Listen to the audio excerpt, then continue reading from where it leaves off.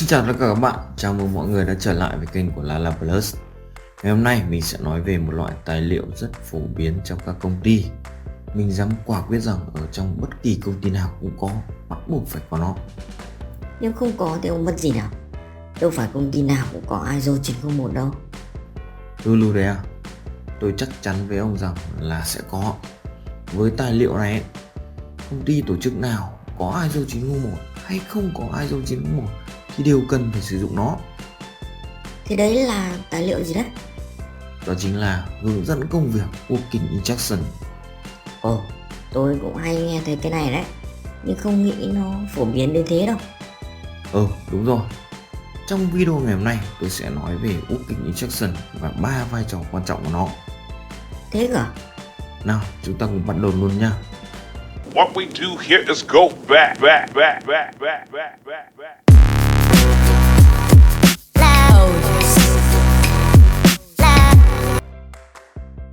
Ê, Lulu, ông có giỏi nấu ăn không?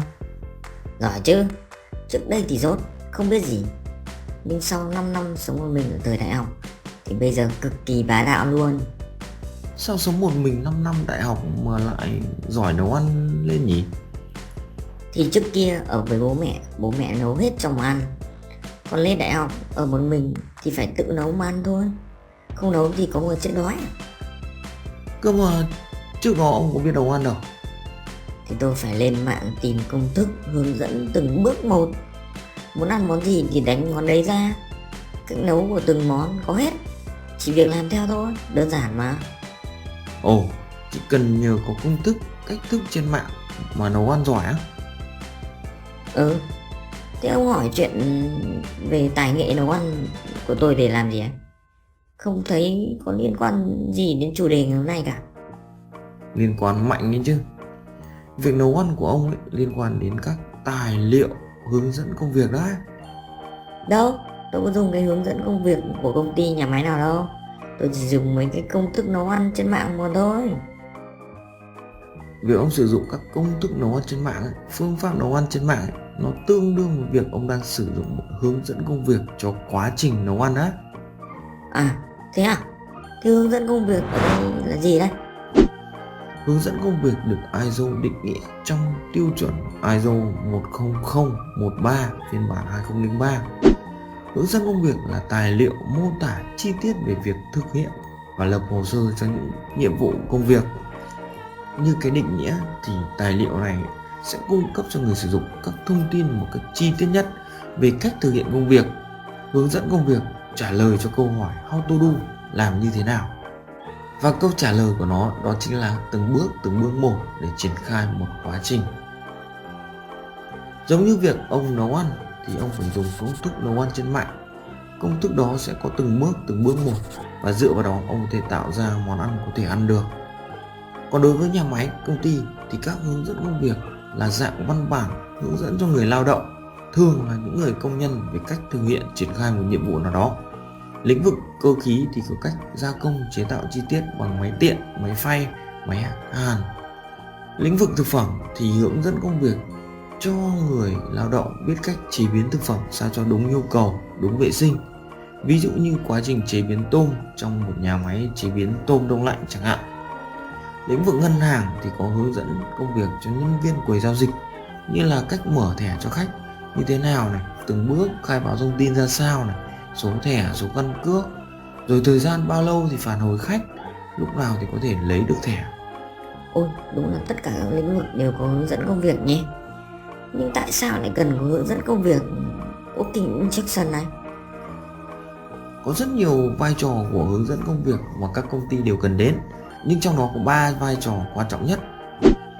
Đầu tiên đó là vai trò tác dụng về vấn đề an toàn này. Thứ hai đó là về duy trì kinh doanh. Thứ ba đó là đảm bảo chất lượng. Vai trò đầu tiên liên quan đến vấn đề an toàn. Mặc dù chúng ta đang bàn về vấn đề chất lượng, lĩnh vực chất lượng, nhưng chúng ta không thể bỏ qua vai trò quan trọng hàng đầu của hướng dẫn công việc này. Đã có rất nhiều vụ tai nạn xảy ra khi những người lao động không tuân thủ hoặc làm sai các yêu cầu, các bước, các lưu ý trong khi thực hiện triển khai công việc. Hầu như công ty nào cũng có bộ phận an toàn và họ luôn luôn cảnh báo về vấn đề này cho tất cả những người lao động, những nhân viên làm việc trong công ty. Có thể là thực hành gián tiếp, hoặc là có thể chia sẻ, hoặc là đào tạo. Nhưng trí nhớ con người không thể lúc nào cũng 100% công suất và nhớ hết các lưu ý, các cái công việc, các yêu cầu này được. Cho nên tất cả các nội dung lưu ý đó, các yêu cầu đó phải để vào trong hướng dẫn công việc, giúp đảm bảo an toàn cho những người lao động thực hiện trực tiếp. Đấy chính là tác dụng đầu tiên của hướng dẫn công việc. Vai trò tác dụng thứ hai đó là duy trì liên tục kinh doanh và sản xuất của doanh nghiệp.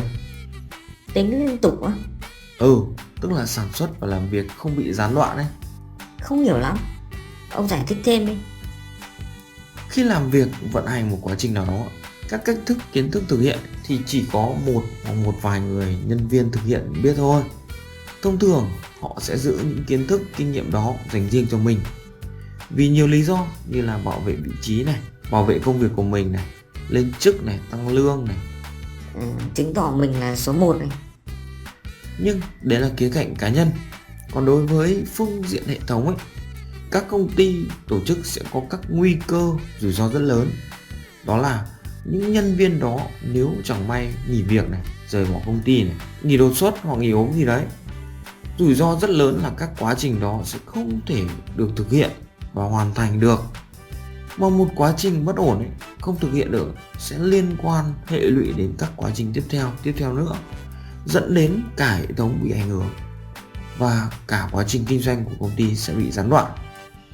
Ngoài ra có nguy cơ nữa, đó là nhân viên có kinh nghiệm này, làm lâu năm này sẽ có cái suy nghĩ tiêu cực, đó là mình là độc quyền, khó có thể thay thế. Cho nên công ty lại càng khó sắp xếp về các cơ cấu trong công ty.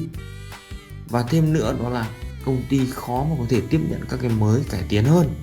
Vậy làm thế nào để giải quyết vấn đề này? Đó chính là nhờ hướng dẫn công việc, Working Instruction.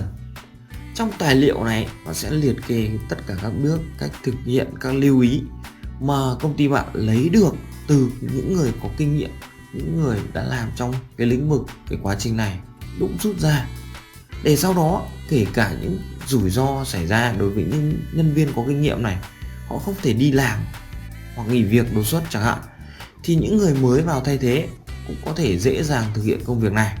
Nhờ vào hướng dẫn công việc phải không? Đúng thế.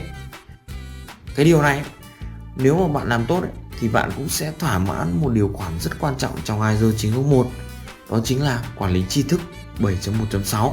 Khi nào đến phần đấy thì mình sẽ chia sẻ thêm. Vai trò tác dụng thứ ba mà hướng dẫn công việc đem lại cho tổ chức đó là đảm bảo chất lượng của sản phẩm.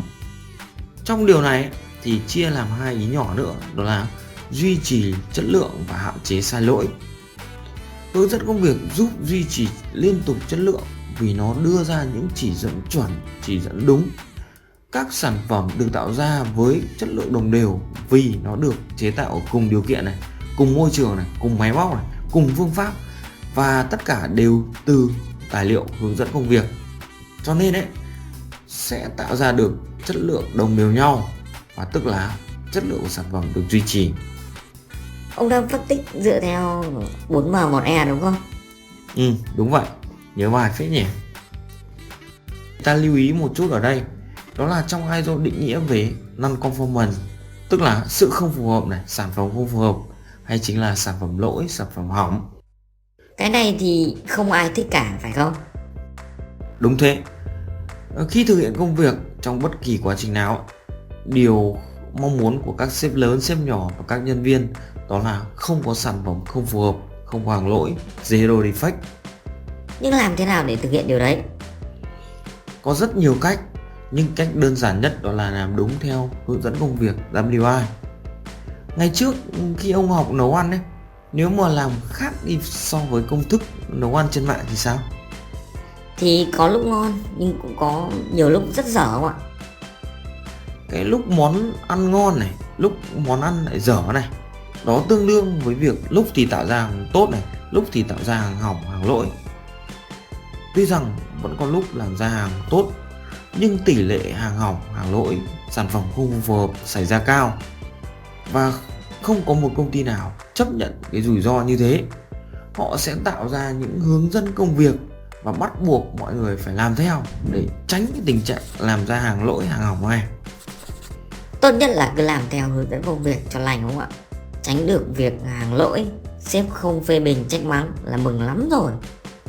Đúng thế, với cấp độ người lao động ấy, người thao tác trực tiếp ấy, thì chỉ cần làm theo đúng hướng dẫn công việc WI này là được.